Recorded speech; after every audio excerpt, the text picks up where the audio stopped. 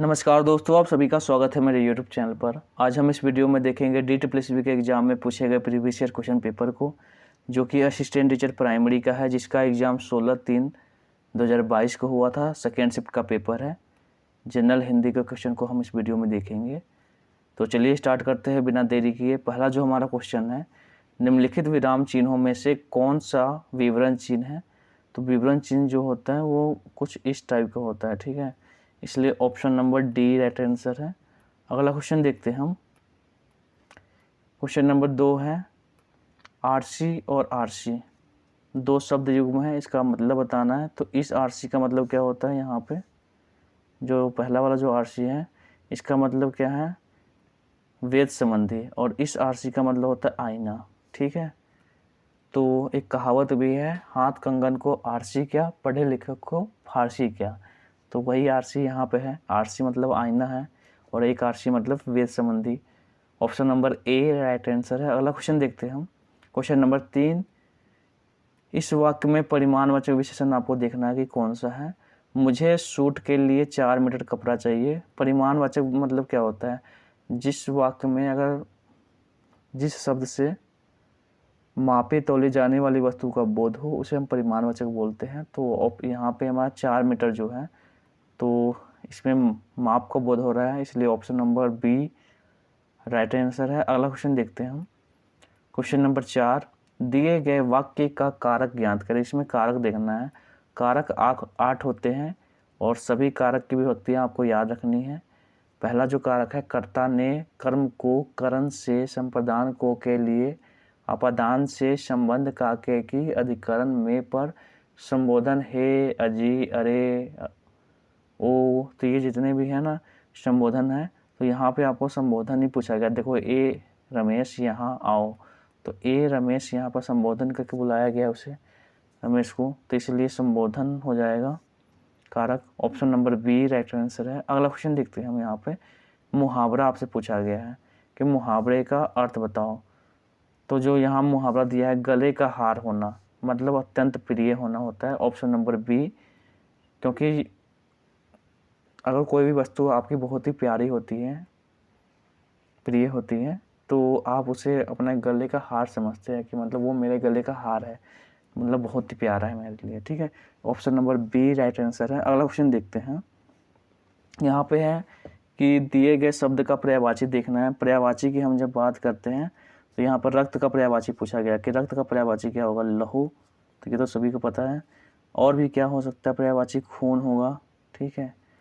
पर्यायवाची रक्त का, लहू तो है ही, शोणित भी होता है, शोणित, फिर उसके बाद लोहित भी होता है, लोहित, ठीक है। रुधिर भी, रुधिर, ये सभी रक्त के पर्यायवाची है। अगला क्वेश्चन देखते हैं हम।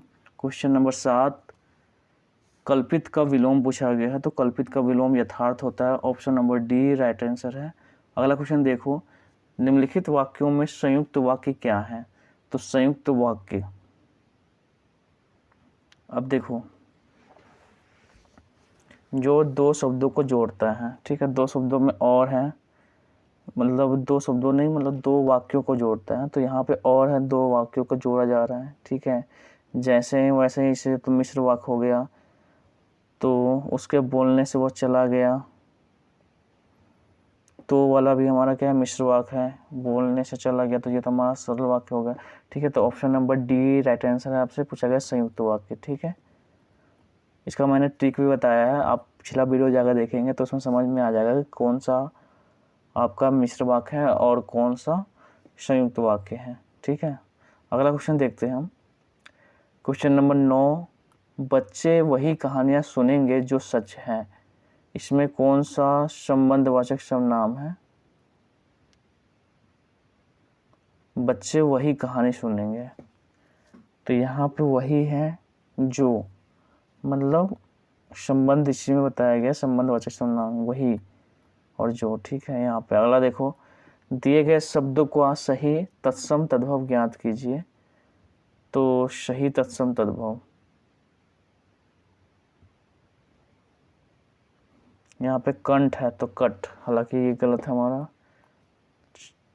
चतवाल चावल, तो ये भी नहीं है, और ये भी नहीं है। यहाँ पर देखो धृष्ट ढीठ, तो option number C right answer है, हालांकि ये हमारा सही है। अगला क्वेश्चन देखते हैं। दिए गए शब्दों में शुद्ध वर्तनी का चयन कीजिए। शुद्ध वर्तनी इसमें पूछा गया अमावस्या, option number A right answer है। अगला क्वेश्चन देख लो, क्वेश्चन नंबर 12 है। यहाँ पर आपको 4 विकल्प दिए गए हैं। मुहावरे का अर्थ बताना है। पाँव में बेड़ी पड़ना मतलब नियंत्रण में होना, मतलब पाँव में बेड़ियाँ पड़ गई हैं, मतलब हम क्या हो गए, बंध गए हैं, ठीक है। तो उसी को बोलते हैं पाँव में बेड़ी पड़ना। दिन रात परिश्रम करना तो होगा नहीं, काम में बुरी तरह जुटे रहना तो ये भी नहीं होगा। धन की मतलब नियंत्रण में होना, मतलब हम उनके कंट्रोल में आ गए, ठीक है। Option number D right answer है। अगला क्वेश्चन देखो, यहाँ पे है रामू जो बहुत अच्छा खिलाड़ी है, वह अच्छा खिलाड़ी है, कल उसकी टांग टूट गई। अब इसमें विराम चिन्ह का चयन कीजिए, कौन सा विराम चिन्ह होगा। यहाँ पे आपको अल्प विराम चिन्ह का प्रयोग किया जाएगा यहाँ पर, ठीक है। तो इसलिए option number D right answer है। रामू जो बहुत अच्छा खिलाड़ी है, यहाँ पे अल्प विराम का प्रयोग होना चाहिए। अगला क्वेश्चन देखते हैं हम। रेलगाड़ी चली गई है, तो इसमें कौन सा वाक्य है। नित्य पक्ष तो होगा नहीं, आवृत्ति चली गई है तो पूर्ण हो गया ना, हमारा काम तो पूर्ण हो गया, तो पूर्ण पक्ष हो जाएगा। Option number B right answer है। अगला क्वेश्चन देखते हैं। निम्नलिखित वाक्यों में से सरल वाक्य ज्ञात कीजिए। सरल वाक्य जो है हमारा यहाँ पे यही है, राष्ट्र के लिए मर मिटने वाला व्यक्ति सच्चा राष्ट्रभक्त है। अब देखो यहाँ पे जो, तो ये मिश्र वाक्य आ गया, इसलिए वो राष्ट्रभक्त है, तो ये भी हमारा मिश्र वाक्य है, तो मिश्र वाक्य है। ऐसा आपसे सरल वाक्य पूछा तो option number B right answer है।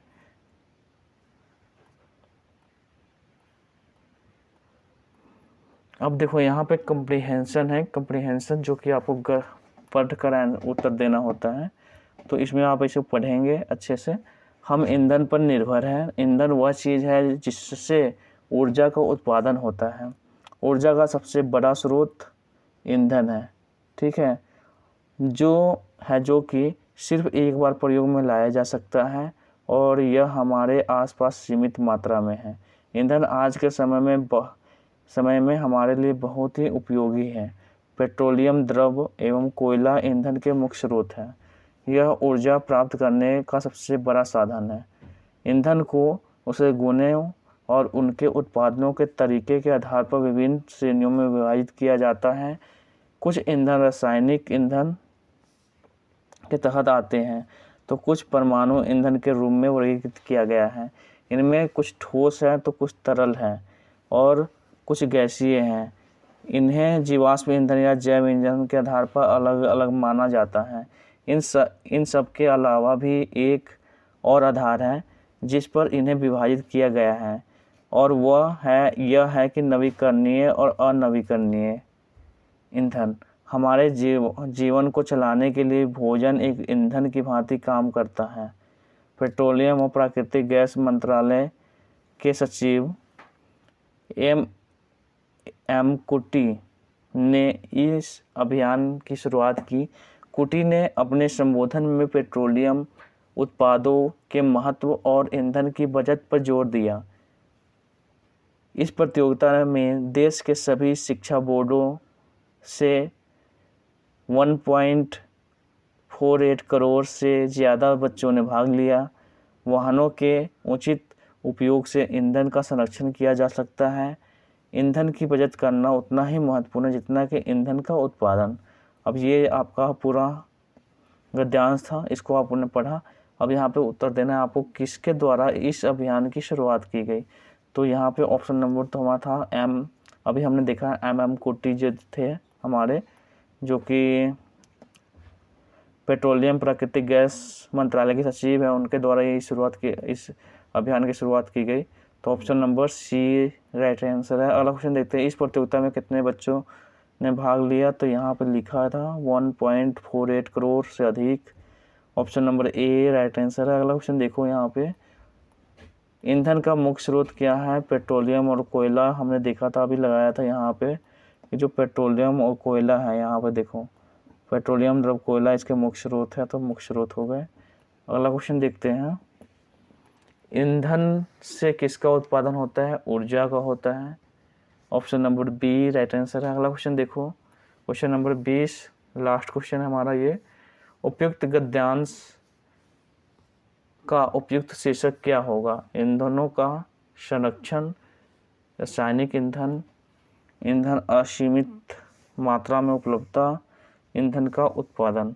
यहाँ पे ईंधन की संरक्षण की बात की गई है, ठीक है, कि ईंधन को कैसे बचाना है, ठीक है। यहाँ पे आप देखोगे तो ईंधन को बचत करना उतना ही महत्वपूर्ण जितना कि ईंधन का उत्पादन। तो यहाँ पे ईंधन के संरक्षण की बात की गई है, इसलिए उपयुक्त शीर्षक जो होगा ईंधनों का संरक्षण। Option number B right answer है।